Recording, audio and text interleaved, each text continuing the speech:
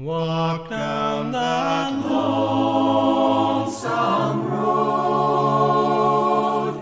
all by yourself.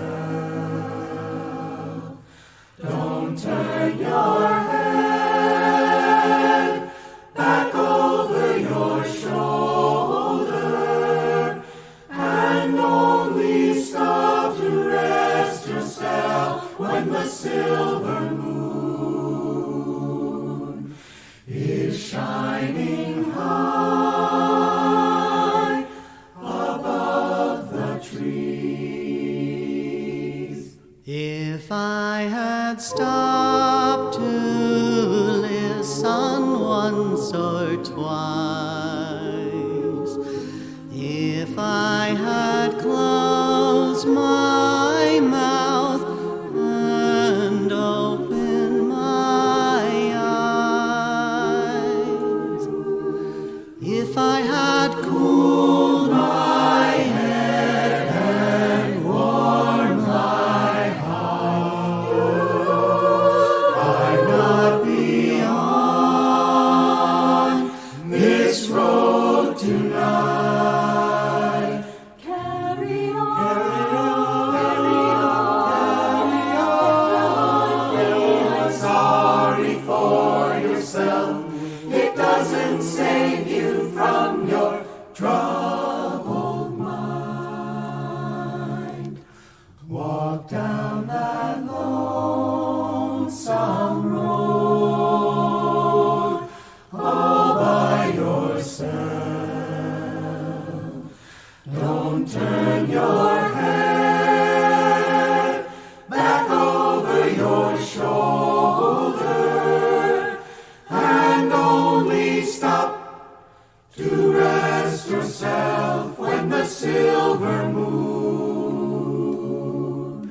is shining high above the trees.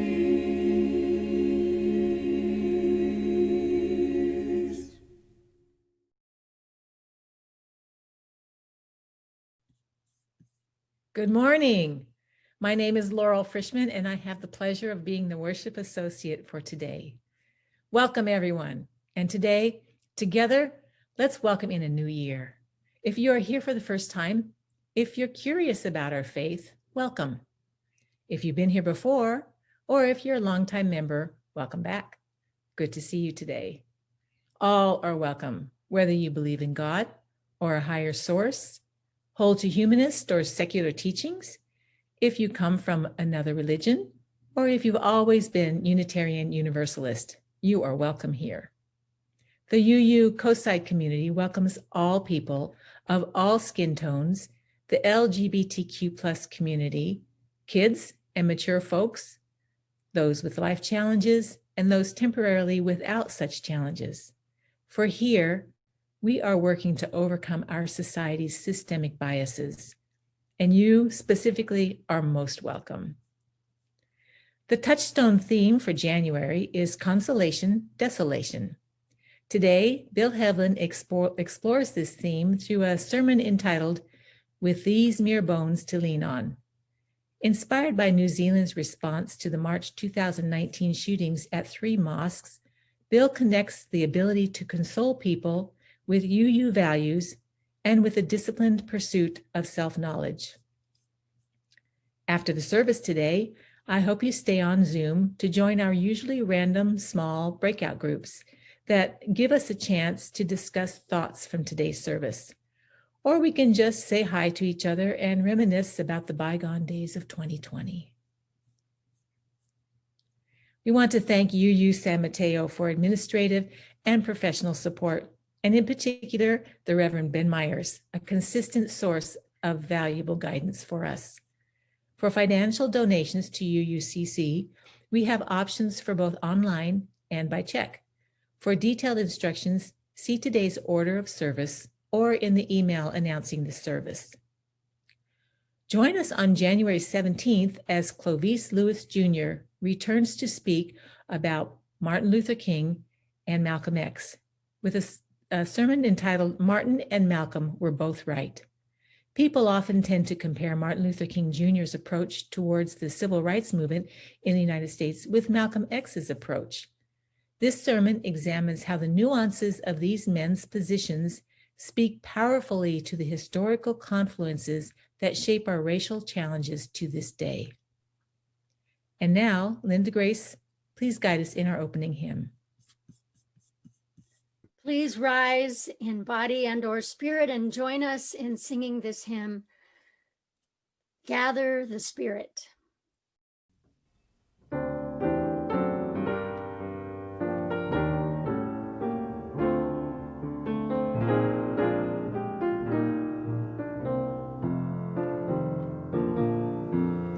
Gather the Spirit, harvest the power, our separate fires will kindle one flame. Witness the mystery of this hour, our trials in this light, our heroes sing. Gather in peace, gather in thanks, gather in sympathy now and then. Gather in hope, compassion and strength, gather to celebrate once again.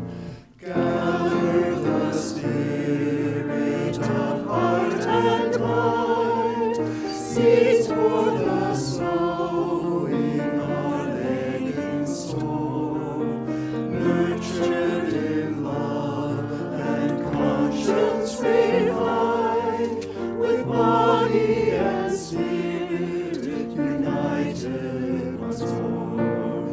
Gather in peace, gather in thanks, gather in sympathy now and then. Gather in hope, compassion and strength, gather to celebrate once again.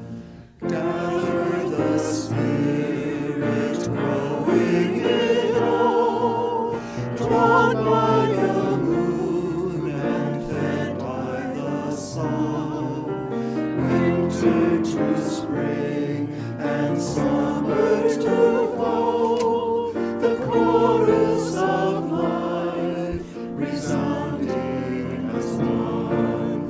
Gather in peace, gather in thanks, gather in sympathy now and then. Gather in hope, compassion and strength, gather to celebrate once again.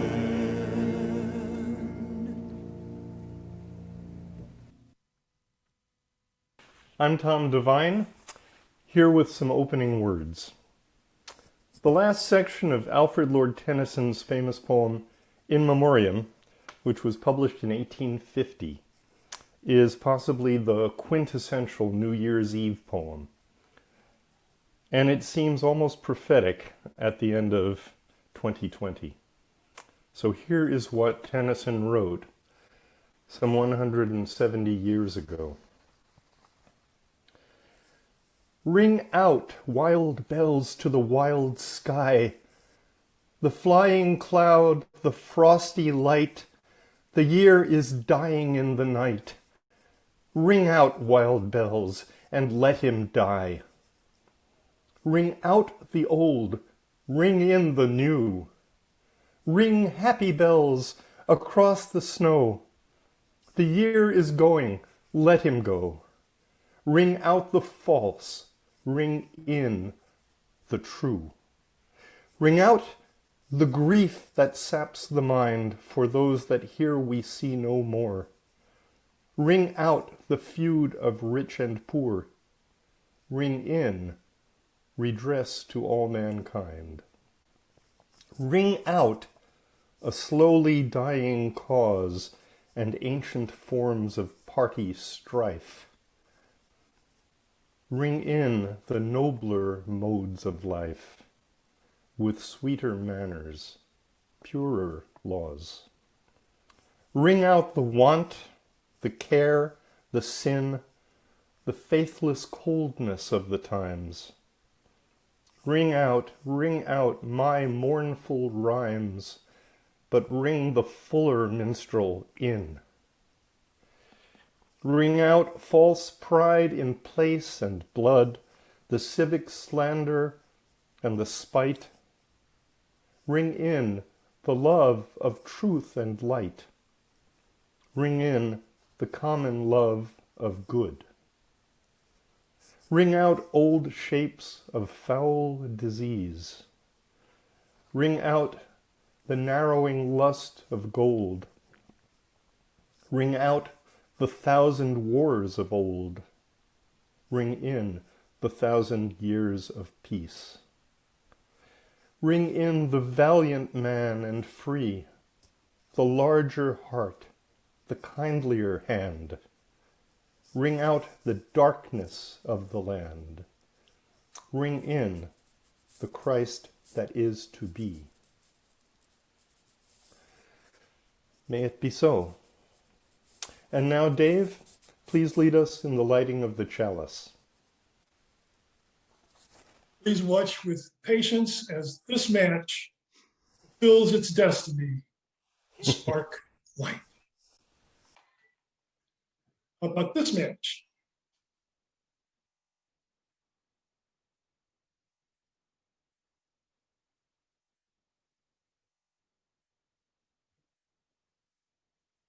Now please join me in reading these words from Nadine, McSpadden, entitled Still There Is Life. During our darkest moments, still there is light. When facing our biggest challenges, still there is light. When all we can do is put one foot in front of the other, still there is light. When we can't see the way out, still there is light.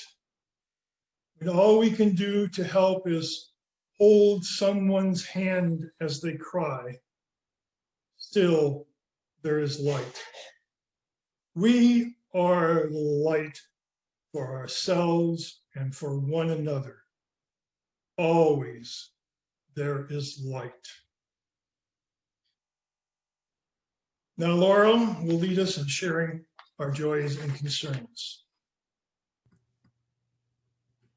One of the ways we create our beloved community is by sharing our own joys and concerns with one another and finding support from our community.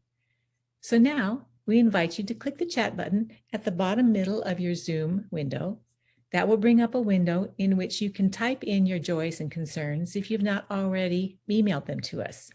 As you do so, Tom will play the first prelude from Bach's Well-Tempered Clavier, Volume 1.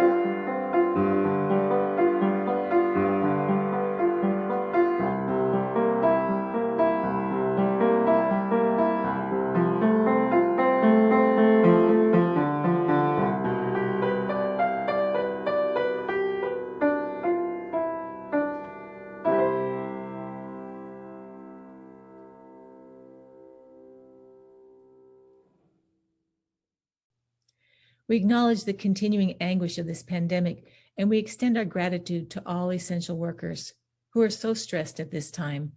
May they be safe. We hope for a safe and sane transfer of power. We believe that democracy, a very Unitarian Universalist idea, can survive and thrive.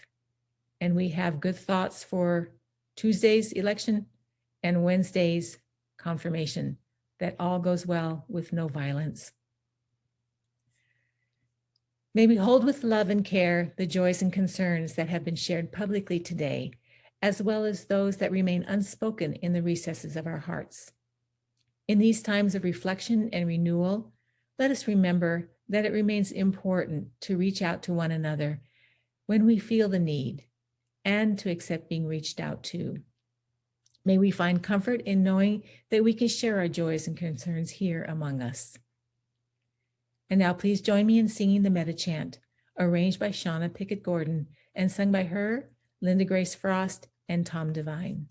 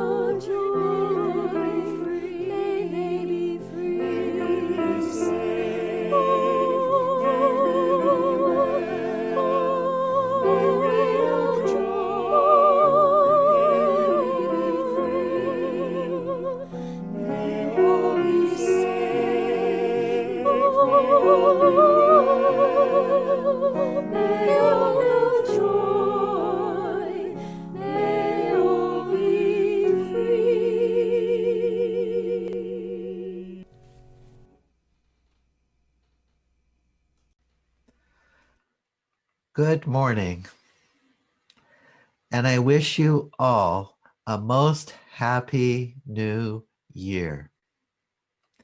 My name is Bill Heavlin, and I am a lay member of this UU Coastside Community Congregation. Thank you for attending today. This month's congregational theme is Consolation and Desolation. This forms the background for my talk today, and I am honored by the presence of all of you today. On March 15, 2019, in Christchurch, New Zealand, a man entered 2 mosques with 5 guns, killing 51 people and wounding 38.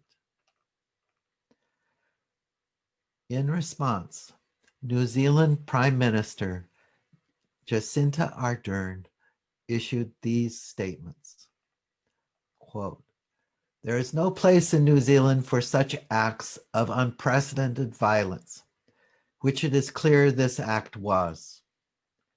Many of those who have been affected by this shooting may be migrants to New Zealand. They may even be refugees here. They have chosen to make New Zealand their home, and it is their home. They are us."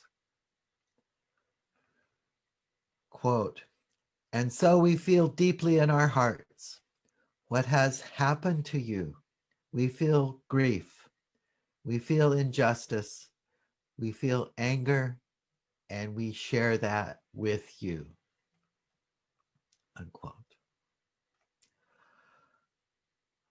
Ardern's values just expressed what UUs easily recognize as our first principle, the inherent worth and dignity of every person. And yet, confronted with this case, I find how difficult it can be to respond thoughtfully, heartfully to such events. In the details of Jacinta Ardern's response, I find a source book on how to console others, a lesson on how to move from such fine values toward tangible action, to move from feeling something to doing something. To this end, I adopt the psychological language of empathy. Empathy has three slightly different forms. 1, emotional empathy. 2, cognitive empathy. And 3, empathic concern. In standard psychological theory, fundamentally, all we ever perceive are our body's own sensory input. So when we feel an emotion like anger, this labels a certain set of body sensations.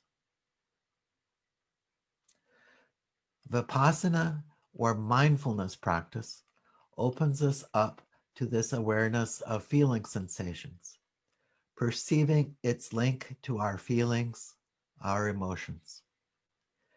And with such new awareness, we can contemplate what we should do, what we should say, right speech, right actions, actions to help others.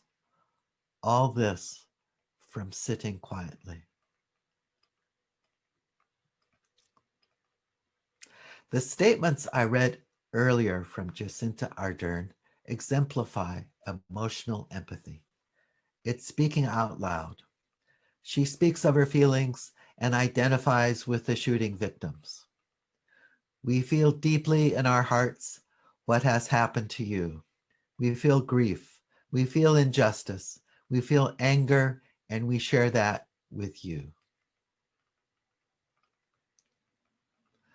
Cognitive empathy, on the other hand, is a cognitive process and less an emotional one. It involves thinking about feelings, not experiencing them. When you can explain yourself in meaningful ways, this is cognitive empathy, which Ardern's statement reflects. Curiosity feeds cognitive empathy, being interested in why they thought what they did, why they did what they did, what worked and didn't work for them. Its very third principle, this curiosity about others. Those same circuits monitoring our own thoughts and feelings develop the skills to, by analogy, understand them and to understand others. It takes a little effort, this taking on the perspective of another. Usually this perspective taking is a deliberate and willful act, a practice we choose, a practice we choose to impose upon ourselves. In these recent weeks, my hips have been sore, made me a little grumpy. Like one of my colleagues, I realized, with whom I'd been having difficulties. An insight based on self-perception. My colleague had chronic pain, and knowing this changed my view of him. A feeling from my bones, my mere bones. The last of this sisterly triad is empathic concern, the ability to intuit what someone needs from you. I associate empathic concern with behavior, doing stuff, right stuff. Jacinta Ardern's response is rich in empathic concern. 1, in her first responses, she articulated her belief that the victims were not an other, but an us. 2, Then she flew to Christchurch to meet with the families. To the people there, she asked, "What do you want me to do?" At 5'5", Ardern is not a big woman, and yet she, in headscarf, offered her lean frame, her small bones, to embrace the families of these victims. 3. She intuited the shooter wanted fame and notoriety, and she declared she would not even speak his name. An example of empathic concern run in reverse. 4. She acted to ban assault weapons and large magazines, thereby working on a systemic change to make future incidents less easy. 5. In pursuing this legislation, she worked in concert with the opposition leader. She wanted to seem not to act for political gain. She expanded her empathic concern to include her political opponents. Ardern acted as if people might not think quite like her, people who might even have different values. They might still be potential allies. I hope this point can be taken seriously. Anyway, it's an alternative to anger, this alliance building. By the way, the New Zealand Parliament enacted these bans in 10 days, a tangible rejoinder to the perennial question we always ask in the US: will anything change?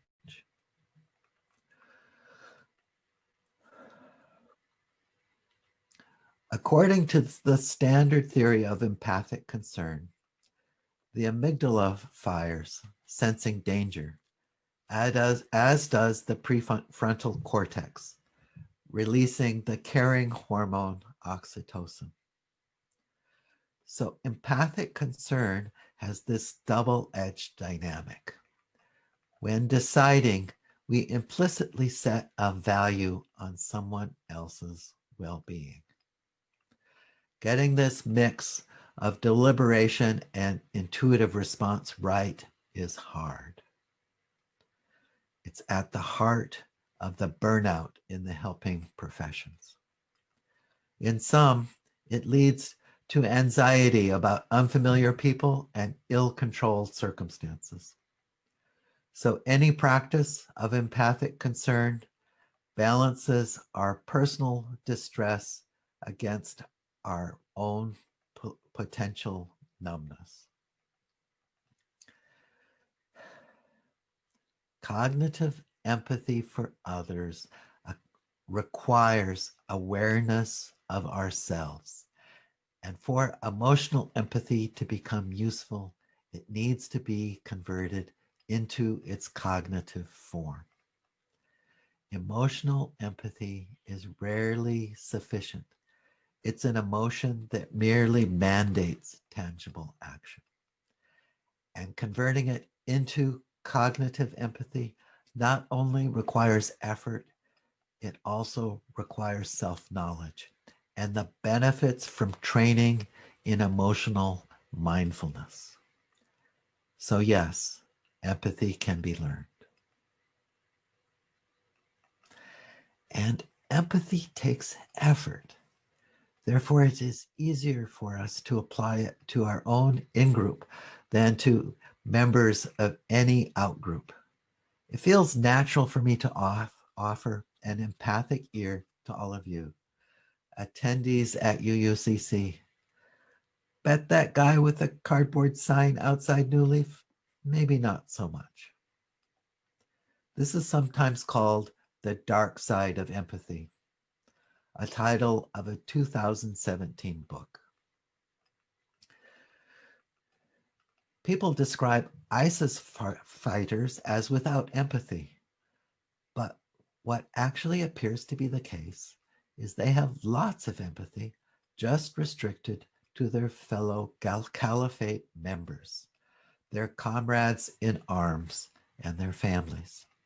They have an in-group, and they save their empathy for them. By the way, psychological research shows that as people move higher up in a hierarchy, they tend toward less empathy, to stronger opinions. To me, this sounds a note of caution, as when people declaim their long years of being UU, of being a long-time congregational member, of being a founder even, swinging such history around with swagger. Sometimes this is called ego grooming. At any rate, it is not listening. Empathy flows from listening, deep listening, perspective taking, curiosity. In this sense, UU needs empathy.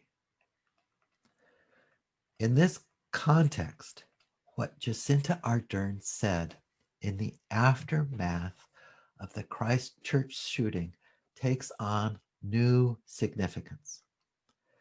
Many of those who will have been affected by this shooting may be migrants to New Zealand. They may even be refugees here. They have chosen to make New Zealand their home, and it is their home. They are us. End quote. Prime Minister Ardern instinctively brings these victims, practitioners of Islam, many foreign-born, into her New Zealand tribe. She addresses directly and proactively the so-called dark side of empathy, meeting it head on. UUs recognize Ardern as acting from our first principle, the inherent worth and dignity of every individual. Part of her eloquence comes from her approach to labels. Some, not all, might be migrants. Some, not all, might be refugees. No reference to their religion, a direct reference to their choice of New Zealand. New Zealand is their home. She labels their home, not them. And then she pivots and she does label them. They are us. By the most absolute label in this passage, she enfolds them into her tribe. They are us. In this sense, Unitarian Universalism offers us something quite tangible. If the dark side of empathy would expend this skill only on an in-group, indeed, maybe only on the purest in-group, the first UU principle presents a cognitive caution, a moral framework that resists this tendency. In this sense, practitioners of empathy need UU.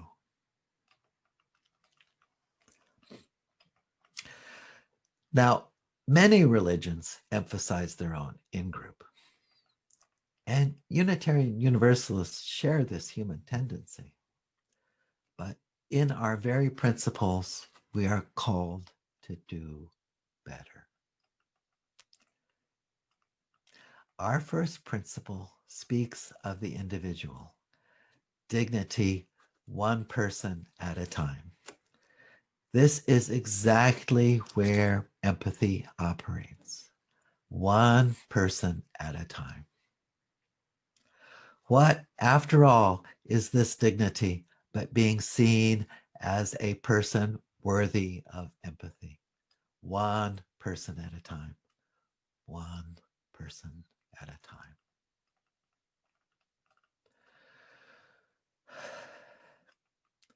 That seems almost impossibly hard. Empathy for everyone. Jacinta Ardern has given us a profound example of how this is possible. This seems hard to me, so hard, and with these mere bones that barely seem up to holding me. But this morning I stand here wanting, willing to try. Please, now, go in peace and move with hope. Blessed be. And now, let us reflect for a moment by listening to the Adagio from Bach's Toccata, Adagio, and Fugue for organ, played by Tom Devine.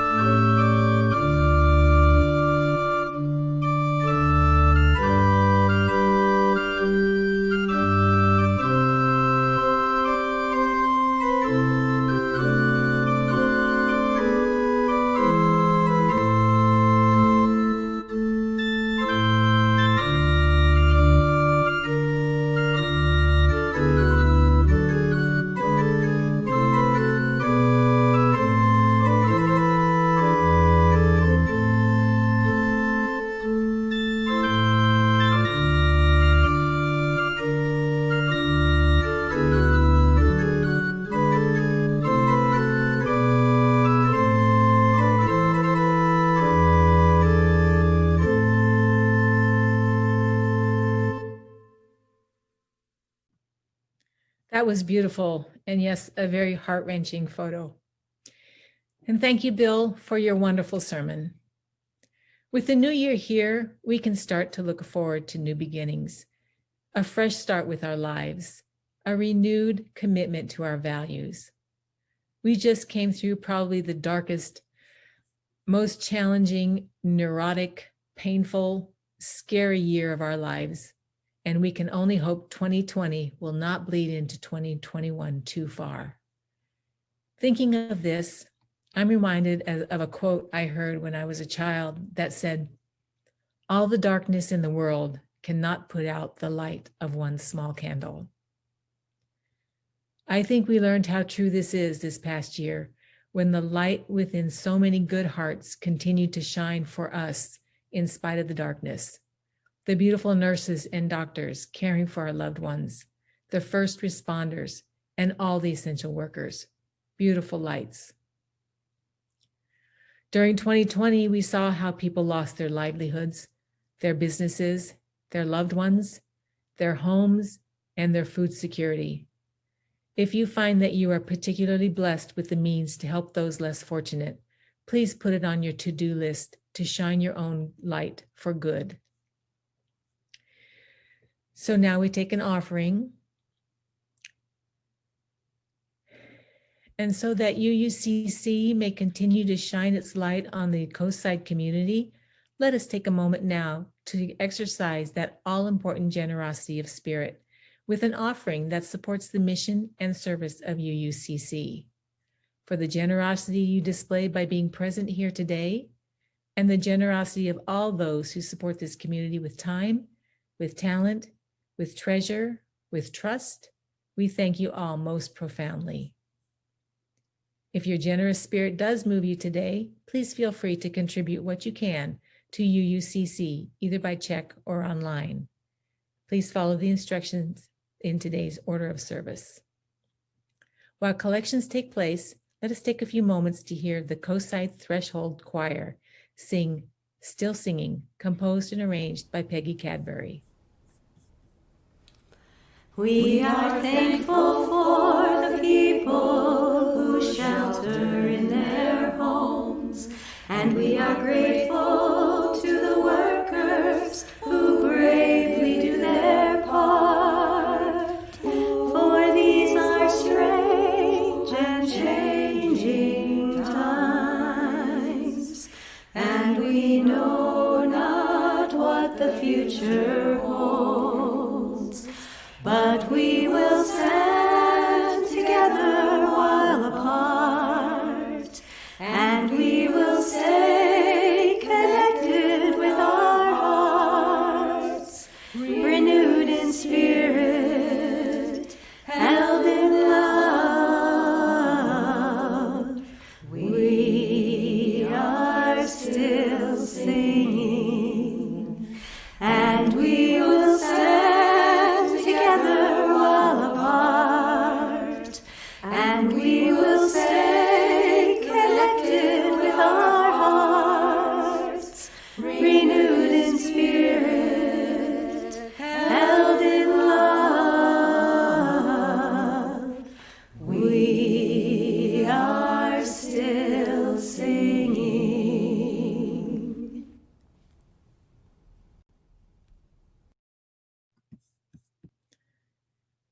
Let us dedicate these offerings by reciting the UUCC mission statement together. We, the Unitarian Universalist Coastside community, are an ecumenical group of open-minded individuals whose mission is to promote spiritual growth, mutual respect, and diversity as we work together for a peaceful, sustainable, socially just, and happier world. And now Dave will lead us in extinguishing the chalice.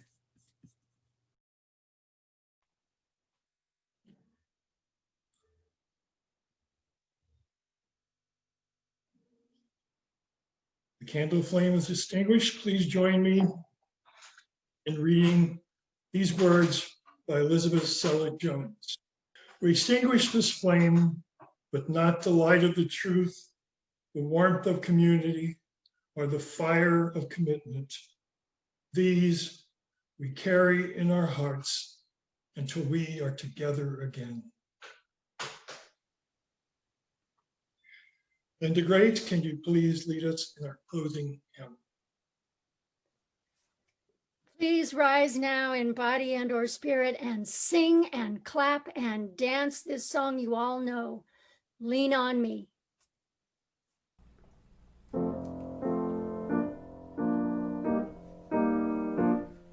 Sometimes in our lives, we all have pain, we all have sorrow, but if we are wise, we know that there's always tomorrow.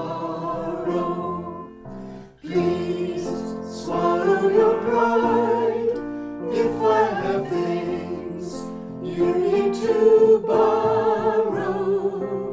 for no one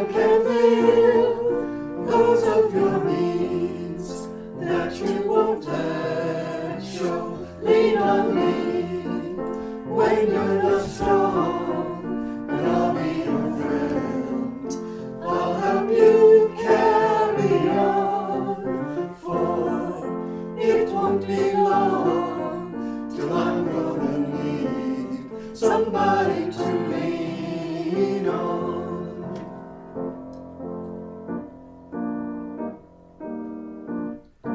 If there is a load you have to bear that you can't carry, I'm right up the road. I'll share your load if you just call me. Lean on me when you're not strong, and I'll be your friend. I'll help you carry on, for it won't be long till I'm gonna need somebody to lean on. Just call on me, brother, when you need a hand. We all need somebody to lean on. I just might have a problem that you'll understand. We all need somebody to lean on.